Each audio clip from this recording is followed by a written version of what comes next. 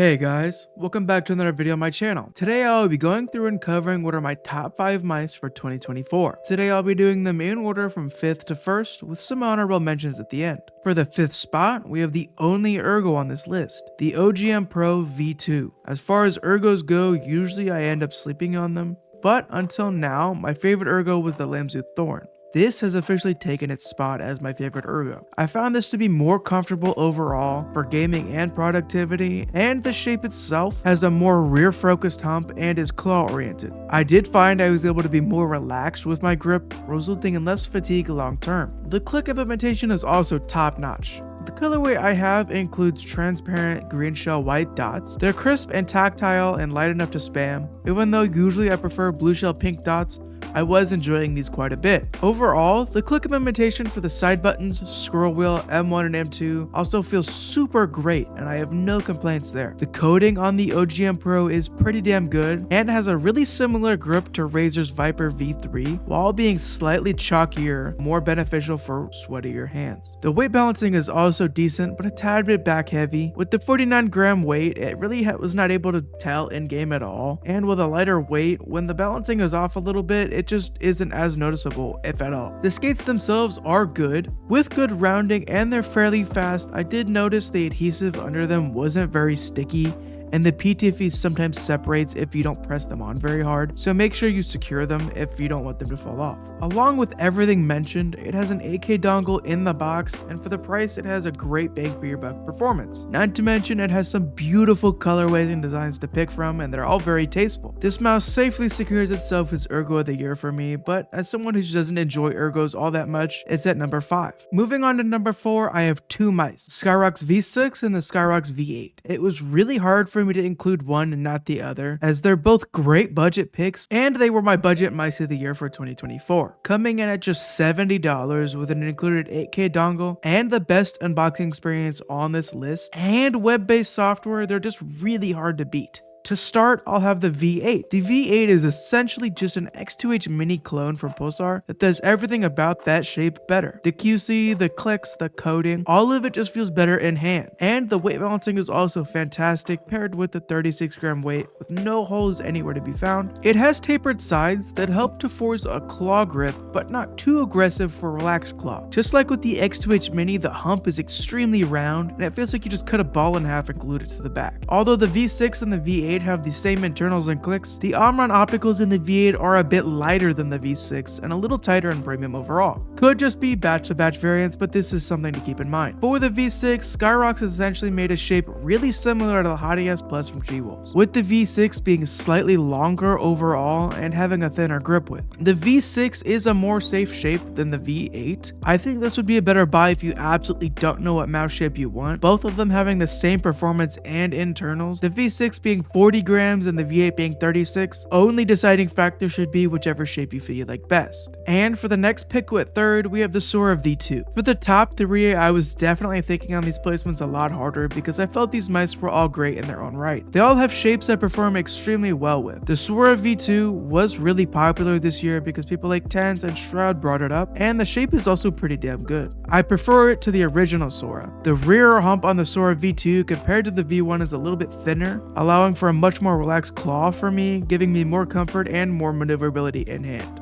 The front of the mouse is a bit wider than the average claw focus shape, but I've actually learned to really enjoy that aspect of it. And the thumb groove on the left also feels really natural for me, which helped with a lot of inner hand maneuverability and micro adjustments. Some users and mutuals have reported this mouse feeling a bit hollow, but that's just the size of the mouse, weight, and size of the PCB internally, which just adds to that feeling. I found this weight balancing to be S tier with no issues on flicking and keeping my mouse in control. If you want a more in-depth review, check out my other video on it below. For second place, I have the Maya X, which may or may not surprise some of you. I'm really not surprised at all though, seeing as last year the original Maya release was my mouse of the year, and Lamzu just doesn't seem to miss. When the Maya released a year ago, it had a lot of users requesting a larger version that's just scaled up a little bit, and with the Maya X they've definitely achieved that. With the scaled up version actually feeling more similar to the Viper V3, having a thinner grip width and a thinner hump and shorter length vertically than the Viper V3.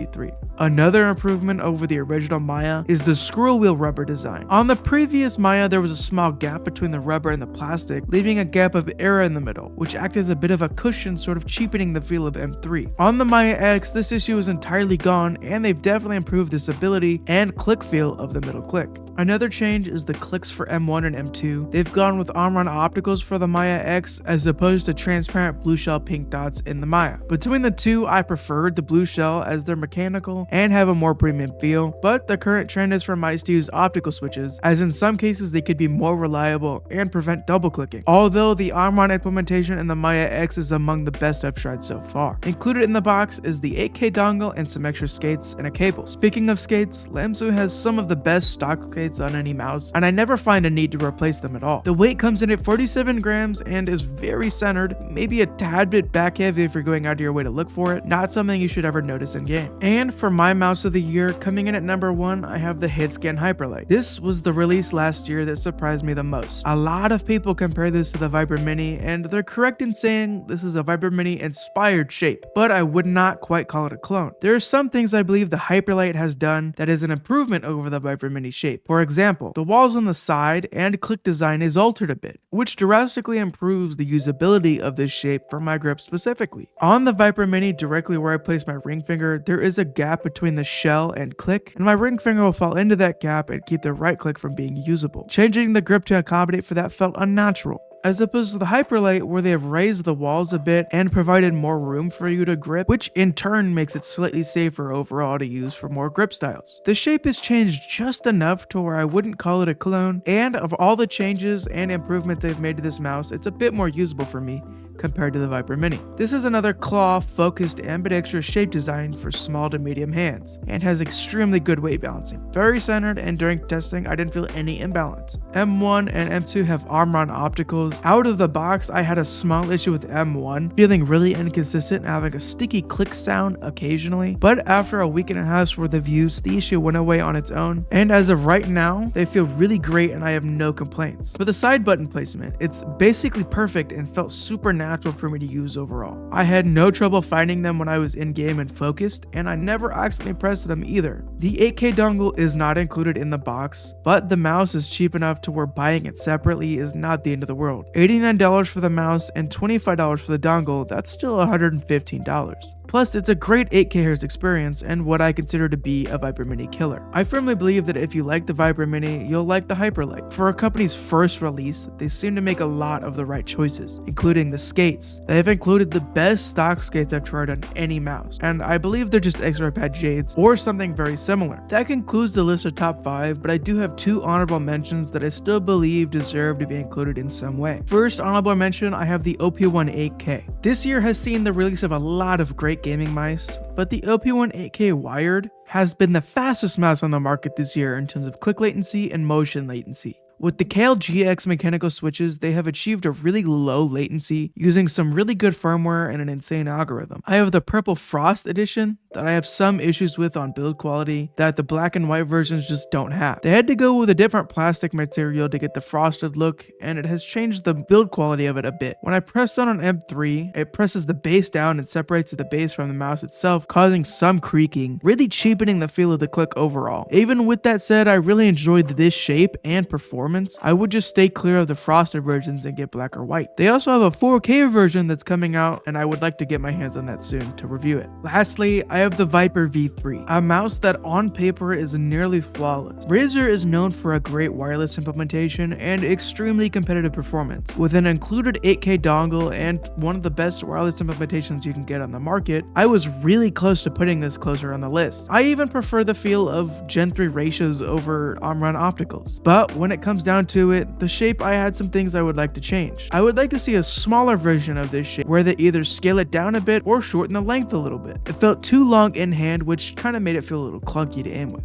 I feel it would really benefit from a little bit of shortening on the length. Along with the best coding we see today, this is a great mouse, and if you want a full in-depth review, I will have that link down below. The only reason this isn't featured on the list is simply just the shape. The other shapes I have mentioned here today, I prefer a little bit more. That will conclude my top 5 video.